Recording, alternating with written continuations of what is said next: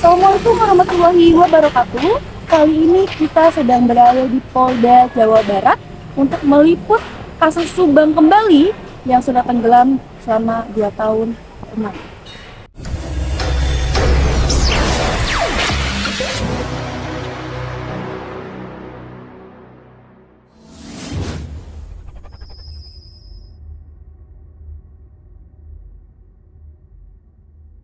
Oke, berikut kami akan memberikan penjelasan resmi ya. Ini resmi dari Kabid Humas Polda Jabar Kombes Pol Ibrahim Tompo.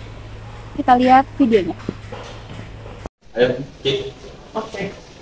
Terus, Pak Kabit bisa dikonfirmasi nih penetapan tersangka terkait dengan kasus handphonenya, handphone turun di handphonenya. Nah, oke. Yuk. Bisa dikonfirmasi Pak terkait dengan penetapan tersangka kasus Subang? Ya, alhamdulillah terkait dengan pengungkapan kasus Subang pada tanggal 17 kemarin sudah ditetapkan 5 orang tersangka, di mana 2 sudah dilakukan penahanan. Ini saudara D dan saudara Y. Memang kemarin sempat hadir saudara D di Mapolda untuk dilakukan pemeriksaan tambahan. Nah, sementara memang kita melakukan pendalaman karena ini kan memang harus dirangkai kembali terkait peristiwanya, kemudian memperkuat kembali kesaksian dan melengkapi beberapa pemeriksaan sehingga memang kita belum melakukan rilis atau mengungkap secara penuh kepada publik. Kehadiran saudara D di Mapolda itu atas panggilan Polda atau beliau datang dengan alasan lain, Pak? Jadi memang saudara D datang pada tanggal 16 Oktober ya. Datang bersama pengacaranya, memang datang untuk menyampaikan terkait dengan inisiasi untuk menjadi justice kolaborasi. Tetapi dari pemeriksaan sebelumnya pada tanggal 19 September sudah dilakukan pemeriksaan terhadap saudara D ini dan memang sudah ada pengakuan di dalamnya. Jadi atau sudah ada hasil keterangan yang memberikan data bahwa memang kejadiannya tentang siapa-siapa pelaku semua sudah disampaikan. Jadi memang kita sudah mendapatkan data yang cukup kuat ya, termasuk D sebagai salah satu tersangka. Jadi penetapan 5 orang tersangka ini setelah dia memberikan informasi kepada penyidik begitu Pak? Memang kita juga berusaha melakukan pengungkapan perkara dengan menguatkan alat bukti. Kita juga sudah mempunyai beberapa alat bukti yang memang menguatkan dan mengarah kepada beberapa tersangka ini. Nah, tetapi pengakuan tidak menjadi syarat utama untuk menjadikan seseorang menjadi tersangka. Nah, hanya memang waktunya memang hampir bersamaan. Nah, sehingga pada saat itu kita tidak melihat bagaimana dia datang atau menilai bagaimana posisinya dia, tetapi kita sendiri sudah mempunyai data yang bisa menguatkan terhadap 5 tersangka tersebut, termasuk saudara DI. Informasinya kemarin ini datang untuk jadi justice kolaborator. Apakah itu diterima oleh pihak kepolisian? Masalah justice kolaborasi ini kan itu nanti akan ada segmennya sendiri dengan syarat tertentu. Nah, di mana memang kita sendiri dalam penyidikan berusaha untuk melakukan pengungkapan dulu dan siapa-siapa yang terlibat di dalamnya. Nah, kalaupun misalnya memang ada kontribusi dari yang bersangkutan, nanti itu akan menjadi pertimbangan di penyidikan. Penetapan tersangka terhadap 2 orang itu dasarnya apa? Tentunya alat bukti yang sudah cukup ya. Nah, sehingga penyidik punya keyakinan bahwa memang ada keterkaitan antara kejadian dengan TKP dan juga kepada tersangka, sehingga keyakinan penyidik ini dijadikan sebagai dasar untuk menetapkan seseorang sebagai tersangka, termasuk kedua atau kelima tersangka ini. Dengan penetapan itu apakah sudah ada pihak yang ditahan, Pak? Jadi sudah 2 orang yang ditahan, ini saudara D dan saudara Y. Yang ketiga kenapa masih belum ditanya Pak? Ini masih ada pertimbangan penyidik, nanti tetap juga akan kita melalui proses yang sama dengan yang lain, tetapi ini kan masih dalam melakukan pendalaman semua. Kalau peran-perannya sendiri Pak, apa udah ada? Nanti pelan-pelan, kita masih belum info secara penuh karena memang kasus ini cukup rumit dan cukup makan banyak energi ya.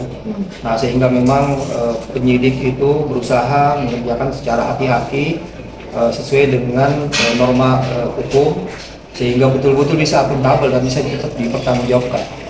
Berbagai hal yang kita lakukan seperti memeriksa saksi kurang lebih sekitar 216 saksi, kemudian 218 saksi, kemudian kurang lebih sekitar 118 alat bukti yang diperiksa.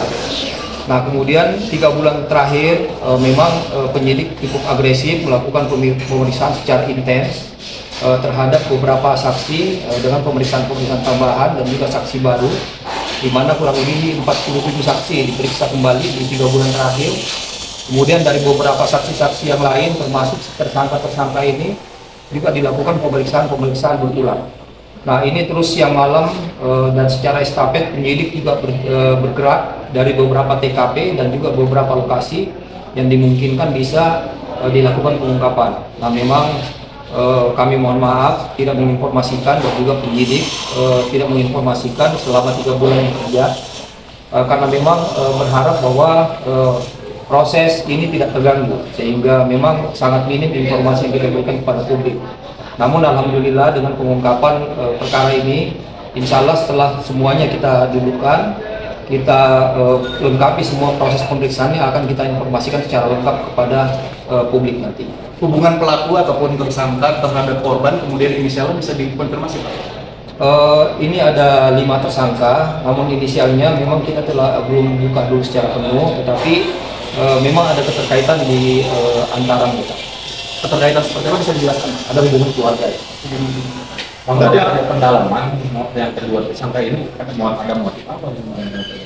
Termasuk motif, ya kami juga melakukan pendalaman kembali. Nanti setelah lengkap pemeriksaannya nanti akan kita infokan. Tapi apakah peran D ini Pak kehadirannya dengan menyerahkan diri itu memberikan kontribusi terhadap penetapan tersangka? Masalah penyerahan diri ini itu adalah salah satu wujud kalau misalnya memang ada kontribusi ya. Tetapi penyerahan diri ini sebelumnya tidak relevan dengan hasil pemeriksaan yang kita lakukan. Nah, pemeriksaan yang kita lakukan memang sebelumnya sudah ada hasil keterangan dan juga sudah ada alat bukti yang didasarkan dengan scientific investigation dan dimiliki oleh penyidik. Sehingga memang tinggal kita dudukan dengan gelar perkara. Nah, dari gelar perkara itu akhirnya bisa ditunjukkan memang ada keterlibatan dari 5 tersangka ini, dan dengan melalui gelar perkara itu ditetapkan 5 tersangka ini sebagai pelaku atau orang yang terlibat di dalam perkara kejadian ini. Berdasarkan dari keterangan saudara D, apa yang membuat dia akhirnya ingin membuka kasus itu? Belum sampai ke sana. Apa nanti mungkin ke depan bisa bertambah tersangka? Penyidikan tetap berjalan, pemeriksaan juga tetap intens. Nanti kita akan lihat perkembangannya. Kita tidak memungkinkan segala hal karena hasil pemeriksaan itu harus betul-betul objektif, sehingga harus berdasarkan data yang kuat untuk menetapkan seseorang sebagai tersangka. Jadi kita lihat saja perkembangan penyidikannya. Berarti ada kemungkinan bertambah tersangka nih, Pak? Itu dia, kita tidak boleh berasumsi dalam hal penyidikan, tetapi kita berdasarkan hasil penyidikan yang selama berjalan. Nanti kita lihat saja perkembangannya. Jadi untuk saat ini hanya 2. Sementara yang kita tetapkan sebagai tersangka ada 5 orang, kemudian 2 orang sudah ditahan di Polda. Pak, kronologi lebih jelasnya Pak terkait kedatangan di ke Mapolda Jabar? Kehadirannya waktu itu pada tanggal hari Senin tanggal 17 Oktober bersama pengacaranya menghadap kepada penyidik untuk menyampaikan dan mengajukan diri sebagai justice kolaborasi.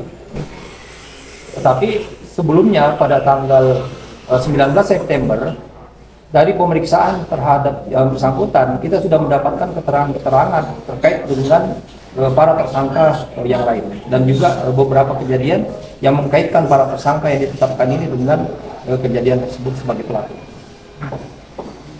Izin Pak, sebetulnya apa sih Pak yang menyulitkan kasus Subang ini sampai dalam waktu ini baru ada titik terang? Memang dalam penyidikan kasus, termasuk kasus yang ditangani ini, kita berusaha melakukan penyidikan secara akuntabel berdasarkan dengan norma hukum.